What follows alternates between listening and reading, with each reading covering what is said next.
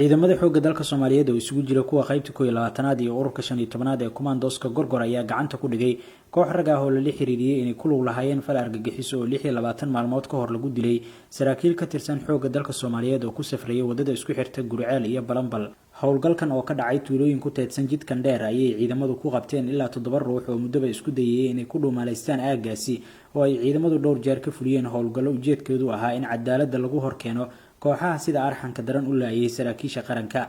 ciidamada xoogga dalka Soomaaliyeed oo ku howlgalaya xogo amni oo ay ka heleen dadka deegaanka iyo xiriirka telefoonada ee kooxdan ayaa raggan ka soo qabtay goobo kala duwan oo ay kaga dhuumarayeen laamaha amniga oo baadigoob ugu jiray tan iyo markii weerarkan uu dhacay 9kii bishii hore. qaar ka mid ah eedeysanayaasha ayaa ku safrayay gaadiid iyagoo isku dayay inay u baxsadaan meelo kale halka kuwa kale loogu tagay guryaha ay joogeen sida ay xaqiijiyeen saraakiisha ciidamada xoogga dalka ee hogaaminaya howlgaladan.